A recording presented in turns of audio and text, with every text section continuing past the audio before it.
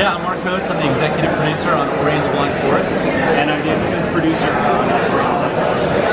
So, we're here today to talk to you guys about Ori and the Blind Forest, the definitive edition. So, it's been almost a year since the original game came out, and we've been working really hard with Moon Studios, to build more content in the world of Ori. And we're so happy and proud of the reception that the game has had with our fans and community and our peers. And so, we're just really honored to be able to kind of have the opportunity to build even more content for the game. Yeah, and so I think, when we approach like what we should do for definitive edition of Moon, it was pretty important. Like, we have such diehard fans of the original content. It's really important for us to sort of maintain and protect what was so great about Ori, but just do some, a few additive changes and features that just enhance Ori altogether. And so, yeah, we're really excited about that. I think notably the biggest new change with definitive edition is that there's this whole new playable area called Blackroot Burrows.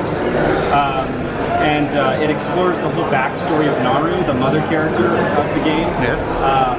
Also shows off some pretty cool mechanics. So from a design perspective, it's always important that our different dungeons have very unique feeling mechanics. And so this one kind of has this light and darkness mechanic where you hold onto this light orb and either expose hidden platforms or hide other ones that are already visible. And so allowing you to let's say, walk through doors to new areas. That's exactly it. That way, like, you're getting new content, but it's not just tacked onto the game. It's like it's seamlessly integrated with the world of the game. So it's a true definitive edition. It's not like an extension. That's actually really cool, because most of the definitive, they'll just take an old game, say it's definitive, and maybe upgrade the graphics. But you're saying this is actually, this is not just an old, this is not the game we just had. This is going to have. Yeah, exactly. And so, like Dan said, it's like we really wanted to take a real step back and figure out, how can we sort of interweave the new content that we want to put into the game in a way that makes it feel like a whole new experience. And so, like you mentioned, in the new area, which is called, the Blackroot Burrows, it's not just some additional level content, but also some story content, new character development. There's new sound and music. So we worked with the original composer, Gareth Coker, to create all new sound for that area of the game. And then also, it's built in a way where you can get to the area pretty early in the game, and there are 2 new abilities that you can find. And so when you find this ability, then it can be used not only in the new area of the game, but also later and everywhere else in the game. So it really enhances the overall experience and makes, if you played the game before, it makes it a fresh new experience. We love the new abilities. So the first one you obtain is called Dash. Relatively self-explanatory. You've got a right shoulder button now that'll just blast you forward. It's really satisfying to use. And then your actual skill tree, there's a couple new things now where you can take Dash to the next level. You can actually end up using an air dash ability. So you imagine yourself double jumping through the air and then giving yourself an extra air dash. And then you can upgrade it to actually become kind of this ramming dash attack, which is extremely powerful. The other ability is called Light Burst, and to kind of distill it down, it's more or less kind of a grenade. Okay. So there are 2 ways to use Light Burst. You can hold down the Light Burst button, which is mapped to the other shoulder button. If you hold down this button, you can sort of precision aim the Light Burst grenade. You get an arc trajectory, and you can really take very fine-tuned shots. In fact, there are even puzzles that utilize making just this perfect shot. The other way to use it, which is very exhilarating, I like to use this if I'm in a busy room with a lot of enemies. So if I'm jumping past a lot of enemies, I can just tap this and lob grenades very quickly at the nearest enemy. It kind of has this homing effect. It's very powerful, really satisfying. And a couple other features that we'll show you also. Get some hands-on with the game. You can take some footage of the game. But a couple of the features that stand out are, in the original game, there were these things called spirit wells that you could come to. One of the features of the game is you can save anywhere, but in particular areas of the game, there were these fixed spirit wells where you could replenish all of your health and energy and also save the game.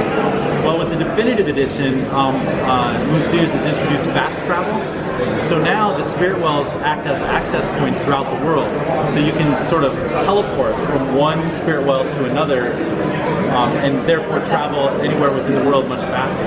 So if you're having trouble with a particular area and you want to go back and collect some items to kind of power yourself up, you can more easily get to where you want to go faster. Awesome. Yeah, we've also expanded the theater section within the main menu. So you used to be able to watch all the cinematics once again after you unlock. Now there's a bunch of additional content in there, a bunch of concept videos, all of our original trailers.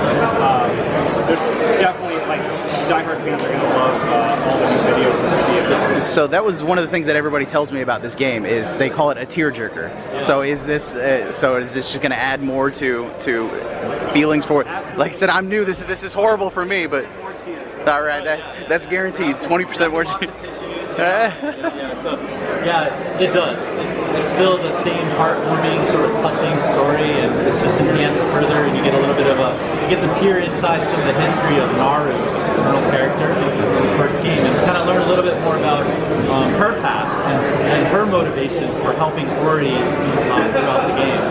So that's a really big part of it. A ton of new hidden areas in the game too. So originally we shipped with a lot of these small masked areas where you'd approach them, they become unmasked. There might be an experience or so there's just a whole lot more of that throughout the game, which is great. And you know what else is the difficulty levels. So in the first game, the game can be quite challenging, and that's important because in a Metroidvania style game, there's the whole idea of like finding a new ability, mastering that ability, and then applying that mastery. And there's a certain sort of satisfaction that you get out of sort of accomplishing your objectives, right? So we want it to be challenging, but we don't want to be so challenging that that a wide range of players can't get through it. And so we kind of widened the spectrum of accessibility there a little bit by adding some new difficulty settings. The original game just had one setting, okay. But with the definitive edition, now we have multiple difficulty settings ranging from easy to normal, which is the original game.